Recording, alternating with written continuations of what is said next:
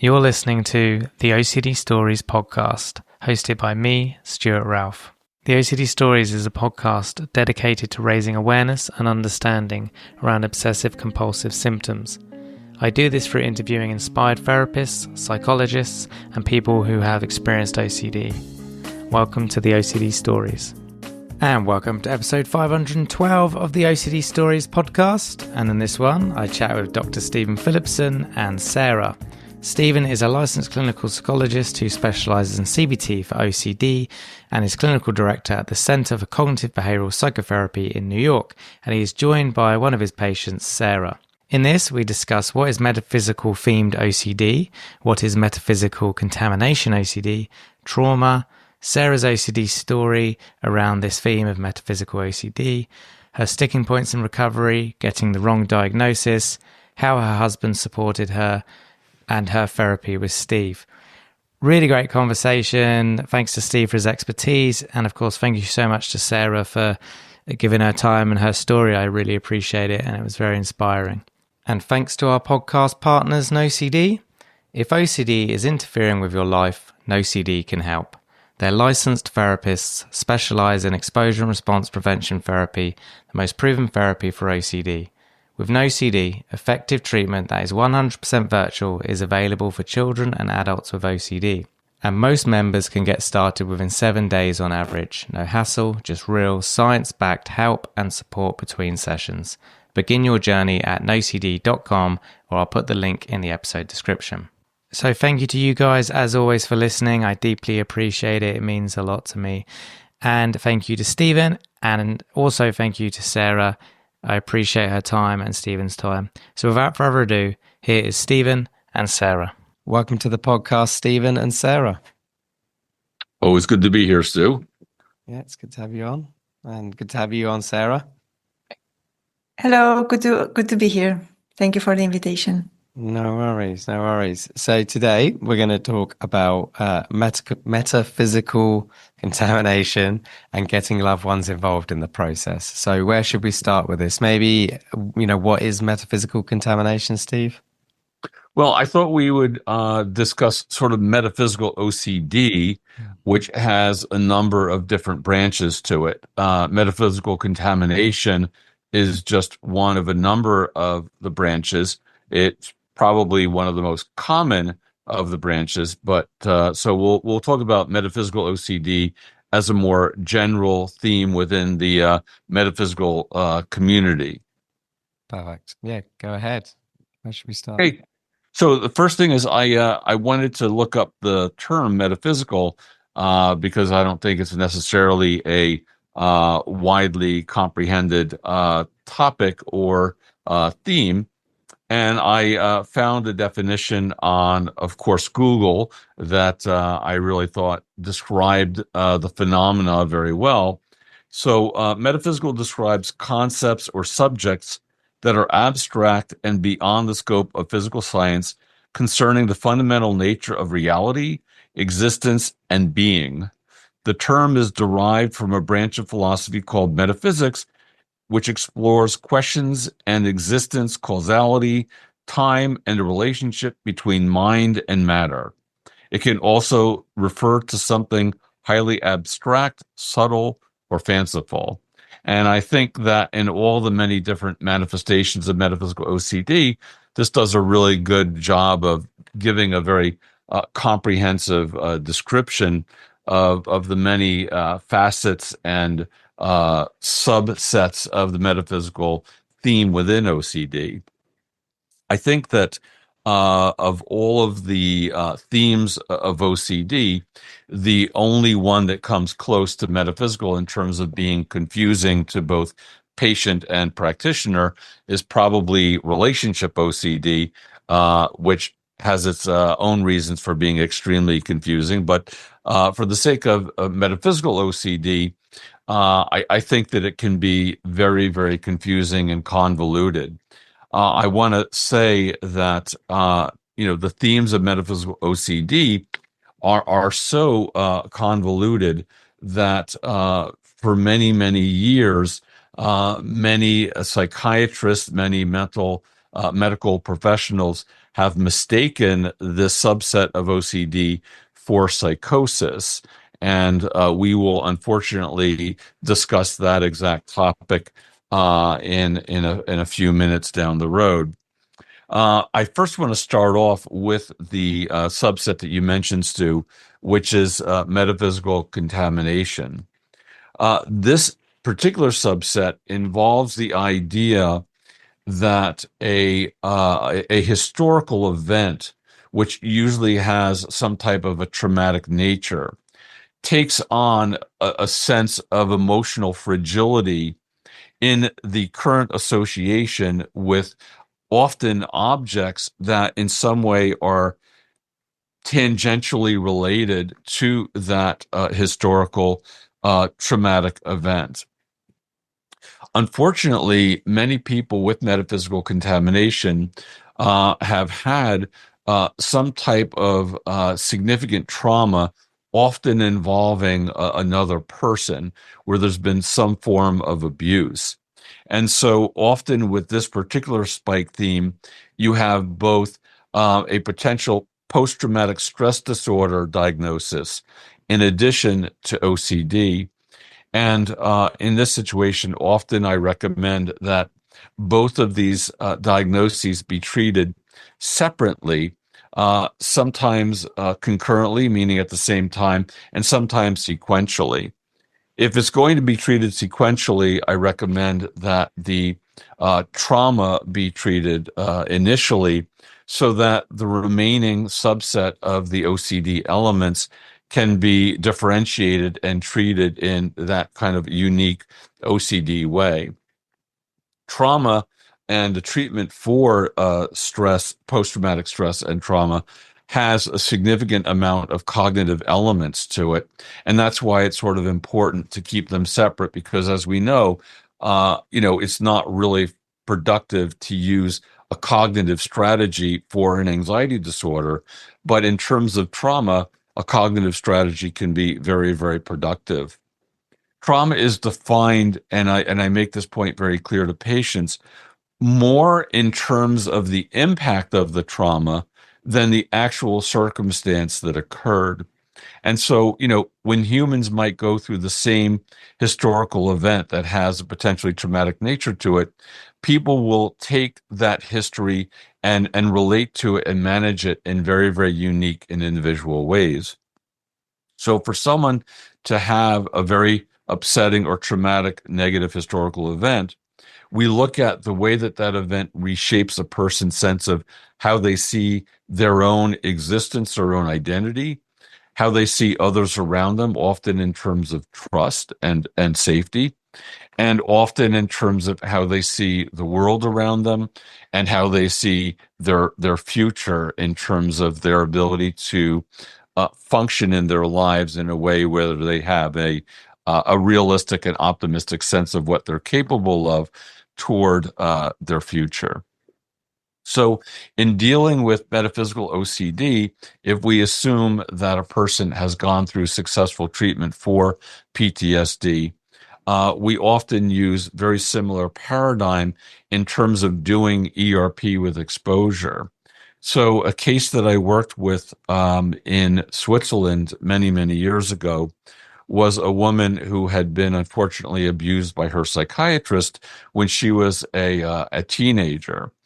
And so years later, her mind had created a tremendous sense of fragility around all things associated with that history. And so objects from her parents' home contained almost like a nuclear radioactive contamination sense. So in this regard, a person doesn't have a concern about getting sick from contamination, but they're more concerned about being enveloped by the energy of that history, or wanting to preserve things around them from being associated more conceptually with that traumatic history. And so the contamination is more of a sense of the existence of the essence of that history imbuing itself into certain objects and sometimes even certain words that have the associated, kind of emotional distress related to it. So, treatment involves developing a hierarchy in which we expose the patient in a systematic and gradual way to the objects from their history. And in that regard, the good news is that, contamination OCD, when performed in a very structured and very disciplined way, can be a very time efficient and powerful and very often very successful treatment. But I found most often when the person's relationship with the actual trauma has been navigated in a successful way. So, in that regard, Stu, do you have any questions or any comments or any continuation on that topic? Yeah, no, that sub theme. Well, a couple of things. Metaphysical, just the term itself, or metaphysical OCD. We could also call it existential OCD, right? Would we? Oh, existential OCD is I would say very closely related, although I do see them as being somewhat differentiated. With existential OCD, a person is more disturbed by questions around philosophy and questions around kind of existence. Whereas with metaphysical OCD, rather than it being a desperate need to solve sort of the mysteries of the universe, there's more of a threatening component involving a person's thoughts that might have some type of deleterious effect on the future in some way, or that there is some concern about their relationship with kind of reality. So there's more of a threatening component, whereas with existential OCD, it's kind of more of I actually, when I speak to patients with existential OCD, I really wish I could just say, hey, time out talking about OCD. Let's really get into a question like, what's the meaning of life, or, is there a purpose to being on the planet? Or, questions that have a crossover with metaphysical contamination might be, am I living in reality? So a metaphysical OCD topic might involve the idea. I've had patients say that that their brain tells them that they may be God and that they may have created sort of all things around them, and therefore nothing in their world is actually real beyond what they've created. So that theme also involves questions like, am I having a dream? Which once again might be metaphysical contamination, and that might sort of spill over a little bit into existential OCD. So I do see sort of a divide there, but I think in terms of the treatment, there's a lot of similarity in that regard. Whereas with metaphysical OCD, you can do a lot more, I think, tangential, concrete exposure work. Whereas with existential OCD, it's more about voluntarily conjuring up the questions and being resolved to leaving them in their sort of unresolved mystery state. Yeah, good definition. And then metaphysical contamination. A term I see used a lot is emotional contamination. Same, similar, different. Yeah, where would you see it? I understand that idea, the idea that a perhaps an object might evoke a certain emotion, but generally I don't find that the person sees the emotions as being contaminated. It's more the associations to some historical event that they want to, in a way, not have come up on their mental radar. So it's sort of a sense of a concept being contaminated, but in a way that can, imbue itself in an object. So, if this pen were, associated with some history with trauma, then this pen would almost emotionally glow with the sense of that reminder. I worked with another person who had metaphysical OCD in terms of contamination, but in this regard, his brain would conjure up a thought like, maybe my friend will get cancer. And when his brain conjured up that thought, it would then say that the next object that you purchase, or even the last object that you've purchased, is now imbued and imprinted with this negative association. And so this person would literally throw out hundreds and hundreds of dollars worth of merchandise that he had recently purchased, because while purchasing it or shortly after purchasing it, his brain would conjure up these very negative associations of ways in which loved ones of his might be put into some type of kind of metaphysical danger. And so the brain said, well, if you can discard the object, then it sort of undoes that danger, because he's removing himself from the object. And he and I fortunately did very successful, very aggressive work where he would actually purchase items, and it actually started out with a pen. He actually wrote a very very well written success story on my website called The Poison Pen, because the first object he used in his exposure and response prevention treatment was to buy a pen and to conjure up a thought such as, oh, I hope my wife catches a cold. And we built on both the topic of his friend's various diseases leading toward more lethal ones. And we also built up from buying an object like a pen to a pair of sneakers and more expensive and valuable items, with conjoining those items with these voluntarily evoked negative associations. Yeah, that's interesting. And I'll link to that success story case study, wherever it is on your website. I'll link to it in the show notes. So there are other sub themes you want to get into, or should we bring in Sarah and her stream relationship? I told Sarah we'd start at about the half hour mark. I wanted to mention some of the other subsets not related to contamination OCD.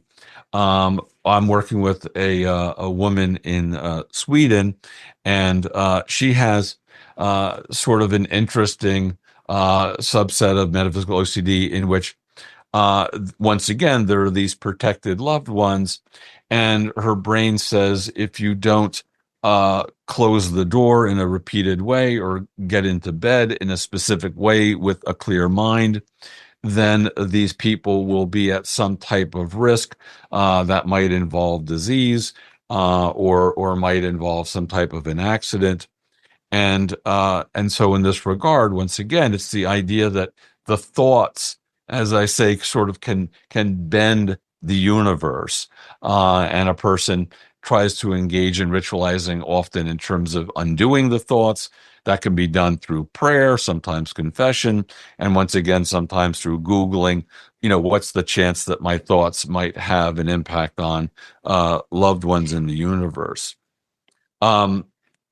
Historically, before OCD's themes have really been given a significant amount of attention, these types of OCD themes were referred to as magical thinking.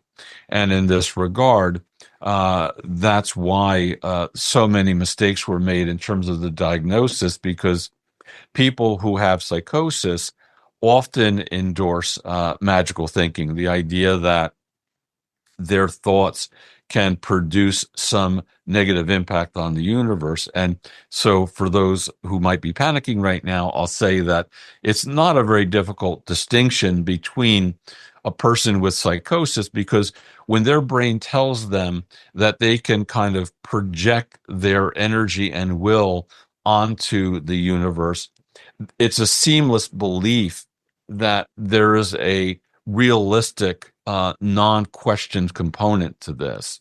Whereas people with OCD are more frightened by this prospect. And that's why they engage in rituals such as avoidance or undoing, Whereas the person with psychosis who engages in magical thinking, there is no temptation to ritualize because their faith in the reality of their mind's power is sort of unshakable. So metaphysical OCD often involves a sense of a threat in terms of possibly. I actually had one person who his brain came up with the idea that his dead grandma might go to hell, and in that regard, he would then pray to God often and regular that he didn't mean it, and so for people with metaphysical contamination, their brain is conjuring up, like any Puro, these very negative, threatening associations, and then there is this kind of desperate effort to undo and subdue their brain's creativity. Sometimes with metaphysical OCD, there can be a bit of a blurring of the lines in terms of a person actually having faith that their thoughts might actually produce these negative events. And often you might see that kind of a blurring of the lines for people who are actually very religious, because obviously it's not uncommon in, I think, most Western religions to think that our prayers can impact certain outcomes. And so with that in mind, people, grow up within a religious, community in which they're educated that prayer and thoughts, therefore has the potential to, kind of alter God's will. And, by praying to God and then God intervening, it even supports the idea like that, it's almost like it's like a concept where metaphysical, concerns are substantiated by the foundation of the religious beliefs. And so it's often important to, when working with a religious person, keep them, separated from the religious component in terms of their authentic faith, in contrast with, an anxious driven or guilt driven component. Yeah, and I think in more, I guess, agnostic or spiritual circles, or not everyone, obviously, but some people, like The Secret. Have you come across The Secret? Unfortunately, I've heard of it on a number of occasions, and I'm not a big fan of its construct. But yes, So it reminds me of that as well. For yeah, those that aren't religious, might have read The Secret and yeah. No, the term that drives me crazy is the word manifest. The idea, in The Secret, it's the idea that we can manifest, as in create our future through our thinking process. So, The Secret, I think it was in the 90s, created a lot of people with OCD substantiating their themes, because here it is written as in this very popular book, the idea that our thoughts can manifest our future interests. And so I did engage in a lot of debating because of that book. So right. So you've got people manifesting their future by thinking, and the religion says you can manifest, the causality of other people's situation by prayer. So in the world, there is a lot of concepts that can substantiate this. So at this point, Sarah, I really appreciate your being here. If I can make a quick introduction, I've been working with Sarah. Is it 3 months? 3 months, yeah. 3 months. I got it right this time. And I always thought it was more, because Sarah has made such tremendous progress on two different fields of OCD simultaneously, one of them being metaphysical OCD, not contamination. And I'm just so happy and proud of the work Sarah's doing, and I think Sarah can do the OCD community and the metaphysical community a great deal of favor and service by sharing her story, which sad for me, is sort of almost coming to the end of her treatment road. But Sarah, if you could give a background, including, unfortunately, well, I guess you'll start with the fire that started everything, and then mentioning your unfortunate meeting with a psychiatrist. Yes. And I also want to mention that I also, the word manifest, also, I don't like it at all because it created a lot of anxiety for me a I few hate the word. years ago. Yeah. Okay. But now I'm not afraid of the word anymore, so we can manifest anything. Okay. So yeah, my issues started quite some years ago, and it was around a fire when I started to have this. So my brain just produced this weird thought that what if the person who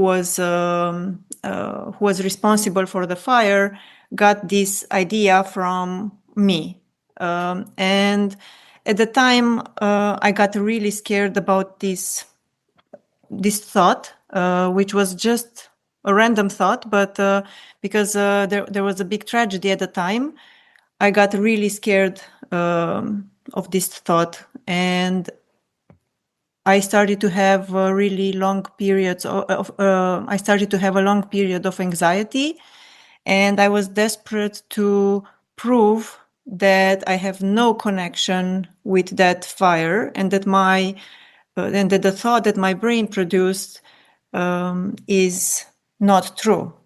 So Sarah, can I just, I remember you mentioning that you had something to do with fireworks at a Yeah, corporate event. yeah. Maybe a little more detail about how. Yeah. I can give some more Okay. details. So, a few months before that tragic event, I was at one event where we had some fireworks, and then when the big tragedy happened in my town, my brain produced this idea: what if the person who was in charge of the fireworks at the tragic event had the idea that to bring fireworks because they saw the fireworks at my event, which was a really, I don't know, stretched connection that my brain produced. But for me, that created a really big anxiety. And it lasted for a few weeks. And I remember that starting at that point, my brain started to test what, in some situations when there were big tragedies, my brain started to produce these thoughts like, what if I'm responsible for a certain event? And my brain started to make sure that I have no connection with tragic events. But these were like more isolated events, like every 3 months or every few months, where there were like tragic events that involve more people. And after 1 year or 2 years, this habit of my brain started to occur more and more often. So daily, let's say, or even multiple times per day, in a way that after a few years, whenever I would hear about an accident or about a tragic event, my brain would immediately create this connection, and I would immediately feel an anxiety feeling in my stomach that, okay, what if this is because of me? And this led to, for example, that I would avoid any kind of news. So I was not able to listen to any news. When I was in the car, I would turn the volume down whenever there was news on the radio. Whenever I would be, for example, in my parents' house, I would just go in another room, or I would have to cover my ears to not listen to any tragic event, because I was so afraid that this would create some connection, that my brain would create some connections, and that I would enter in a state of fear and guilt. And my biggest fear was that I would enter in a state of fear and I would never be able to get out of it. Can you mention when you first sought treatment, when you realized that these concerns of yours were getting out of hand and becoming problematic? Yeah, so it was a time when it was about 1 year after the tragic event I first mentioned, the big fire. And it was a time when I would be triggered by a lot of small things. So, for example, I would be, for example, I would see some spots on the ground, and I would, my brain would produce these thoughts that if I would step on these spots on the ground, I might be guilty for doing something wrong. Or, for example, if I would be late somewhere, then maybe somebody will die because of me. All sorts of, my brain would produce all sorts of weird connections, and I was in almost a permanent state of guilt and sometimes terror. And I went to a psychiatrist, and she told me that I have generalized anxiety with psychotic elements. This was written on my diagnosis. And then I started medication. And Do you remember what medication she started you on? Yeah, it was Seroxat and Quetiapine. So Quetiapine was for the, let's say, weird thoughts or this weird connection that I had, that my brain produced. And I know that in large doses, they are given for psychosis. Right. Right. So, how did you react to being diagnosed with psychosis? Yeah, it's terrifying when you, yeah, for me, it was very terrifying to lose control. And I was very afraid that I'm going crazy. So that was actually my biggest fear, that, I will just go crazy and I have no control over my life. And also when you take medication, it's not, so in a way it was good. And I'm really, really fortunate that I was able to take medication over the years, because there were some points where it was really hard to sleep, and I was in a constant state of fear. So medication can help, and especially anxiety medication. In my case, it helped me in the past years. But some of the medication that I took, it also made me like really, really sleepy. It was really hard to concentrate. Sometimes at work, it was really difficult to follow discussions. And sometimes I would just have to sleep during the day because I was not able to stay awake.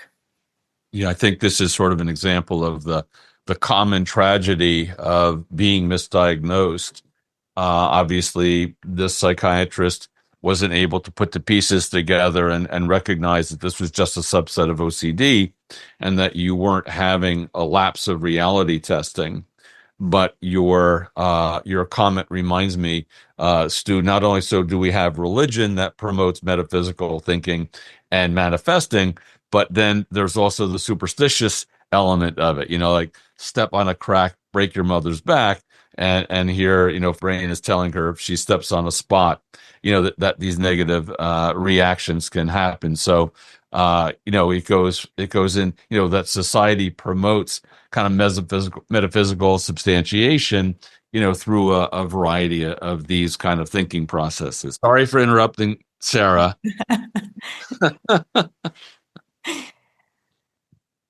Yeah. So also about the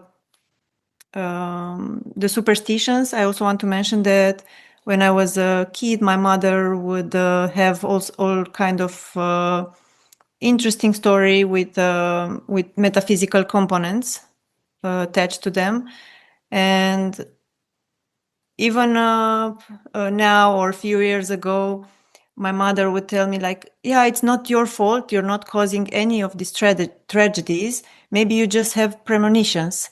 And this would not make things better at all for me, because yeah, if premonition exists, then maybe I'm also able to influence things with my mind. So there are a lot of especially in my country, there are a lot of superstitions that that makes these kind of things easier to imagine that they can be possible. It definitely, there are many influences. Often with OCD, the brain kind of arbitrarily picks themes, but sometimes there can be a historical conditioning that kind of promotes the idea. In addition to medication, had you had any prior therapeutic attempts? Yes, so I did have some OCD related to contamination. So I had some CBT treatment for contamination OCD. So I was supposed to write down what I did and what were my reactions, and to imagine some a more healthier way to respond to the triggers. But it didn't. That thing didn't quite work for me, because I was always focused on the 1% possibility that maybe, but what if that 1% is true, and that created a lot of anxiety for me. And I also had years and years of talking therapy. So in the past 10 years, I had a lot of talking therapy. I also had EMDR therapy and neurofeedback. I think this is it. Yeah. Yeah. No, it's, I've been a shrink for 30 years, and it never gets less frustrating to hear about the multiple ways in which clinicians believe that they're doing patients a favor by offering, ineffective treatment strategies. So, it's upsetting, to think that were misled, out of your own sort of desperate seeking of remediation, by people who didn't fully understand it. And I think that's one of the great things that Stu provides this community is, a lot of much more informed opportunities for people. Can you start to describe the work that we've engaged in kind of from the beginning? Yes. So I will start with maybe after it was kind of fast, I think, and I found our session moving really, at a high speed, in a way that we didn't go through my past. And I just want to mention this because sometimes I hear people like, yeah, I don't want to go again, to start again with a new therapist, because then I will have to tell again the story of my life to the therapist, and it will take months, maybe, before we get to a point. And that was not the case when we started. So it was just like we had like a 45-minute conversation about why I joined the session. And then I also had these questions like, okay, is this OCD? I wanted to make sure like, do I have psychosis, or what is it that is wrong with me? And then we started to identify like what are my triggers, and the biggest trigger for me was hearing about tragic events, because this would create my brain would immediately make this connection that I might be guilty for these events. So my first task was to just watch the news, and I would have to do this, let's say, 10 times per day. And if I would be triggered by any of this event, then I would have to first wait for 30 minutes. And if the anxiety feeling would still persist after 30 minutes, I would always have ready, I still have it now close to me. I have like a small book, a small notebook, and I would write down on index cards, which are just piece of paper where I put down like what my brain, what was my brain saying about the triggering event. And I would also have to put down what is how much resentment do I have for the way I feel about the event, and how much the anxiety level is for me, and also how much I ruminate about the event. And it's funny that I'm now, it takes a lot of time to think about this, because I wasn't triggered now or in more than 3 weeks. And I was like, okay, what did I write last time when I was triggered about? Yeah, because at first I got triggered like quite often, and it was quite intense at the beginning. And every hour I would have to read again the paper I wrote until the anxiety feeling went below a 2 on a scale from 1 to 10. Right. So if I could just interrupt Sarah Yeah. and say, so what Sarah's talking about is what I refer to as index card therapy, in which Sarah writes down her brain's challenging theme, writes down the intensity of distress, the amount of ritualizing, which involved asking your husband for reassurance or some type of research, and the degree to which Sarah would be upset or frustrated or angry at her own brain for producing these types of creative thoughts. So, Sarah, I just want to mention what I recall some of my favorite topics that your brain came up with. One of them, I think, involved this famous skydiver. Yes. Was it that you had thought of the term hang gliding, or you had talked about the term hang gliding? Yeah, so few days before a tragic event where a famous person died, I think paragliding, I was talking with some friends that paragliding is kind of boring, and and then when I heard about an event, my brain immediately produced this thought, like, what were the chances that this person died immediately or a few days after I discussed about this event? What if this is my fault? Was it a death related to paragliding, or was it hang gliding? I don't even know exactly now if it was hand gliding or paragliding.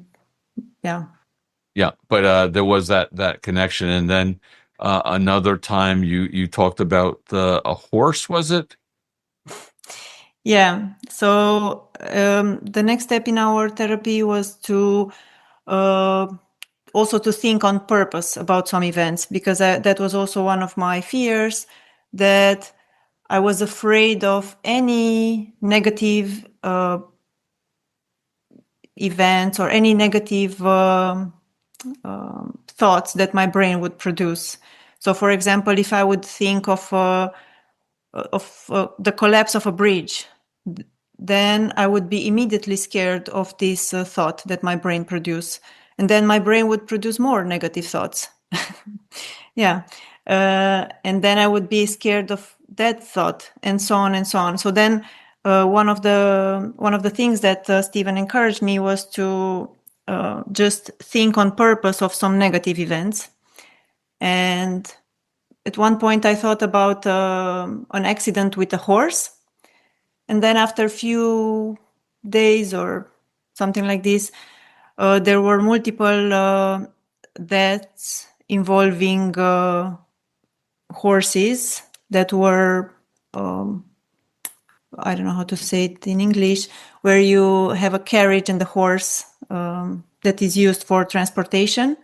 And there was a tragic event one day, and then after a few days there was another one where a car hit a horse and the carriage. And the driver also died, right? Yeah, the driver or one of the passengers, I don't remember exactly.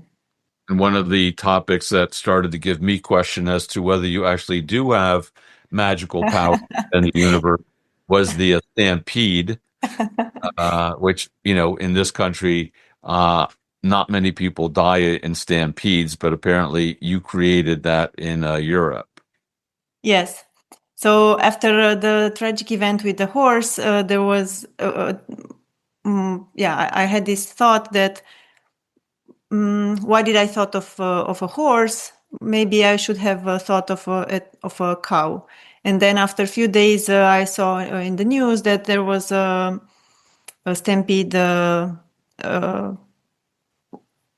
a cow hit a person, and that person died. So as you're as you're expressing your brain's, and by the way, I really want to point out one of the pivotal things that you're doing, whether anyone's recognizing it, you keep saying, my brain is saying, and so many people with OCD, they take ownership of their brain's associations as if it's them who creates the thoughts, that they're responsible for it. And so it really bears, pointing out how you're engaging this very skilled relationship with your brain's activity and not taking ownership of it, and in separating you and the choices that you make from your brain's activity. It gives you a much better opportunity to exercise the discipline in being able to and willing to manage your brain's activity rather than just being a victim of it, which so many people with OCD are. So I want to applaud you on that discipline. And so as you're talking about the stampede and the hang gliding, and by the way, I don't think that's boring. I was on a paraglide. I found it exciting. So different strokes. And I didn't die. Thank God I did it before you brought up the topic. Otherwise, I would have been a goner. Talking about now, us sort of joking about your brain's ability to bend the universe, and here you are with a great smile and a good laugh. What is your perspective now about your brain's ability to affect changes in the universe and harm innocent others? Yeah, so my brain, I think in general, the brain produces a lot of thoughts. And unfortunately, I remember, and I think we remember only the things that trigger us in some way. So even what I mentioned earlier, because some of the listeners might be triggered, like, okay, she thought of a horse and then somebody died. Even in that case, I thought of a different accident. I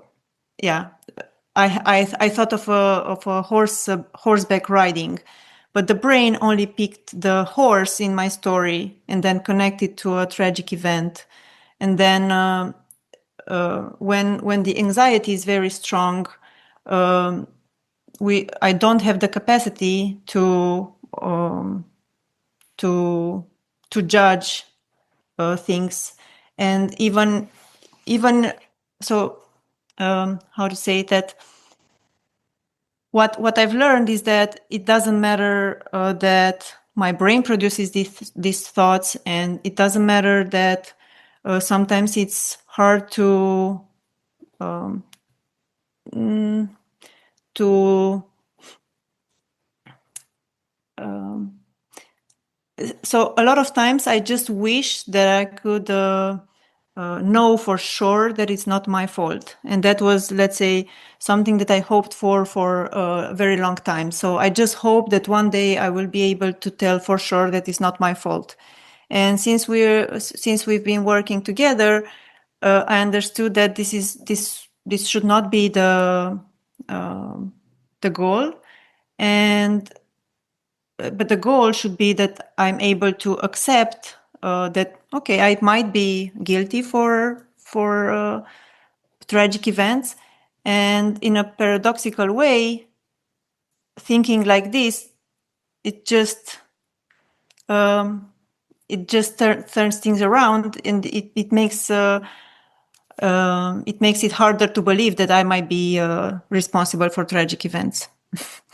So even recently, There's a lot, Sarah, of paradoxes in the world of OCD and even in the treatment of OCD. So by saying to your brain, "Yep, maybe it was me," and I also want to comment that you've done also a very positive step. You included your husband in your treatment process and turned, the ways in which you can bend the universe and destroy people into a joke between the two of you, where your husband will present you with opportunities in the world for you to have destructive influence, and you guys have made a really good team, and accepting those offerings. And I think that's an important thing to mention also.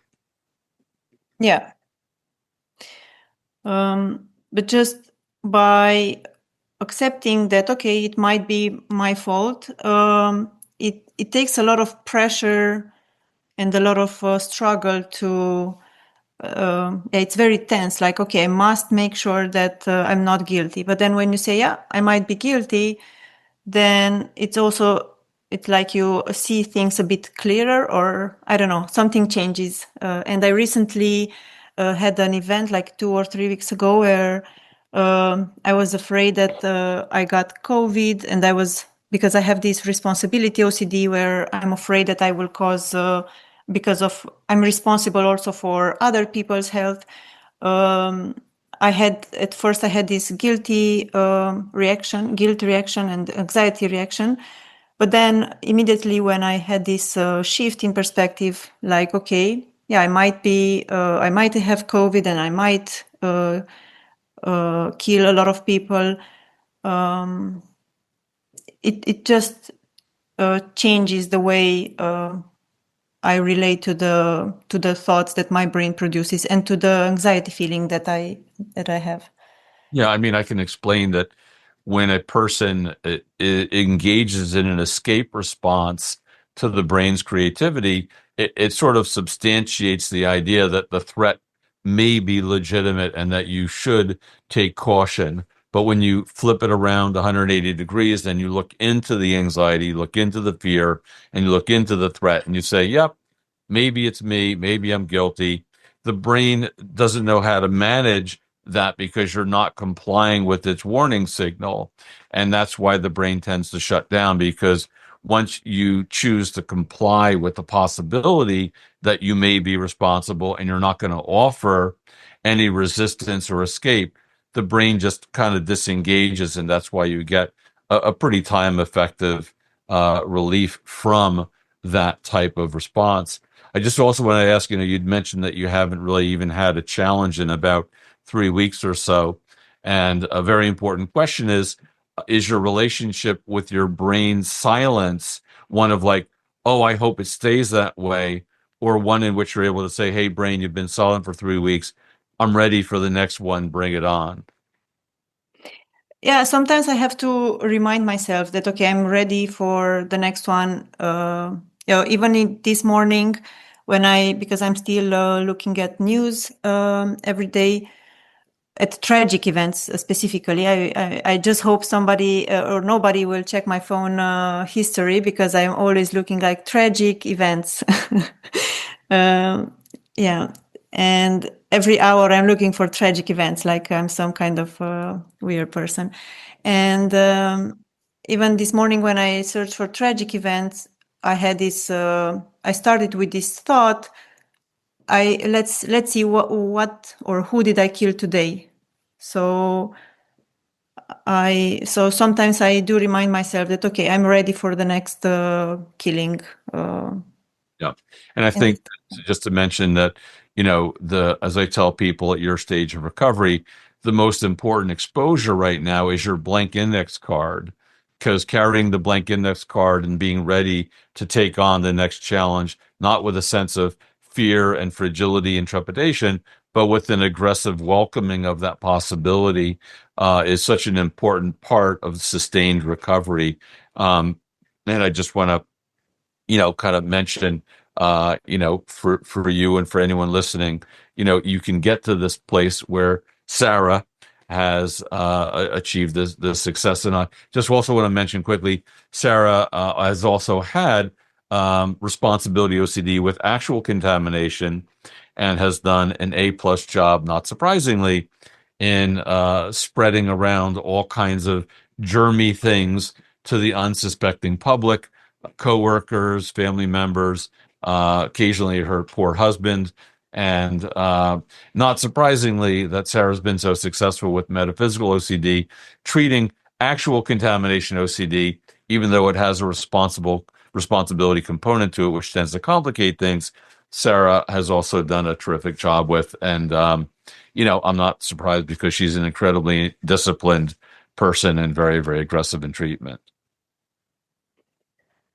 Yeah, with contamination OCD, it was a bit easier in the end than with metaphysical OCD because I just anticipated that it would be harder to do it than actually doing it.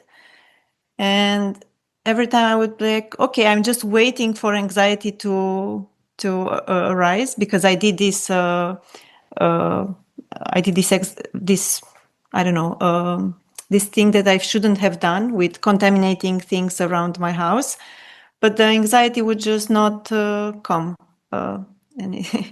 Yeah, it was like, okay, am I doing something wrong? But now I can touch the button of my shoe and I can spread it around on my silverware. And where's the anxiety? Because I would.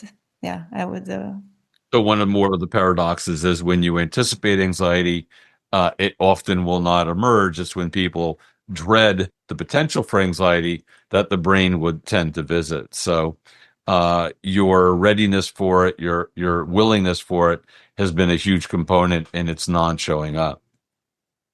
So I know we're getting extremely close to being beyond time. Anything you want to ask, contribute, or say?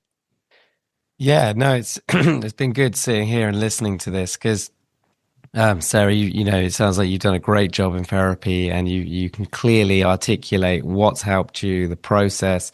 And that's usually a sign for me that someone has taken it on board and really embedded it. And that gives me lots of hope for the future for you because you have the skills, they're there now. I guess it's just a question on your husband, like how he got involved in treatment, how he helped you, anything like that. Yeah, so my husband joined one of the sessions with Stephen, and he because of my reactions over the time, and because he saw me during my worst times when I would wake up during the night with a burning sensation in my body. And he would see me during the day with a constant state of fear in the past years. He would be very cautious about what he would say. And a lot of time I would just tell him, like, please don't tell me anything, any bad news, just because I don't want to go back into those states. And he would be very scared, like he wouldn't know how to deal with me.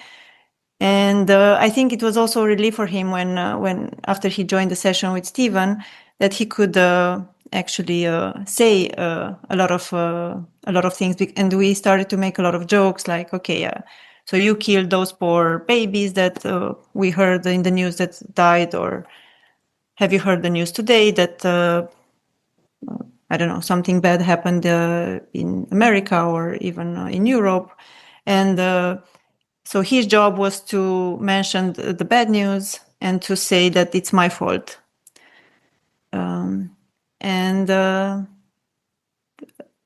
That was helpful, because a lot of times these kind of feelings are really, they make you, they seem like really serious, like the thoughts that the brain produce, they look like really important signals that something terrible is happening.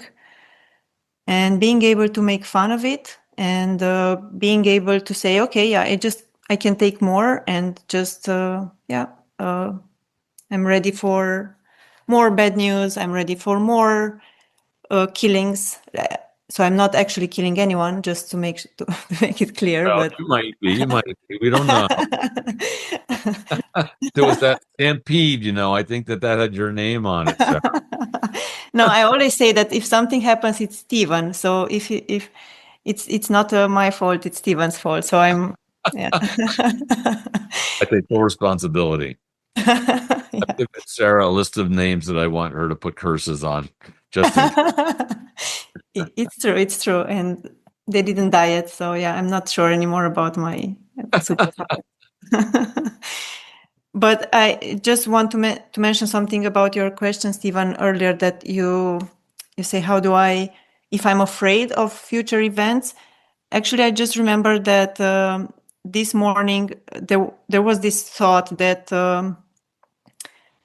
what if I will be triggered now by something, and it was more the brain produces this thought like like this would be something bad, and then my next reaction was, because this happened this morning when I saw the index cards, and my next reaction was, yeah, I do hope that something will happen, because I haven't write anything in a long time, and even if I write something, it doesn't matter, because it will just go away. So sometimes there is like this dance, or I don't know how to say that. I don't want to give the impression to the listeners that everything just goes smoothly and there's no more anxiety feelings and no more thoughts. But it's just that this is not the point anymore, that there are some anxiety feelings or there are some thoughts. The focus is on the practice, and as a result, also the anxiety and the thoughts diminish. But it's not the goal. Yeah. Good words. Good words. Yeah, it's been really, really great to hear how you've just taken to it like a duck to water, and obviously, as Stephen said, incredibly disciplined and hardworking. And I'm sure that's just because you've lived with it long enough that you were sick of it and just ready to do the work and make improvements. So it's been great to hear that.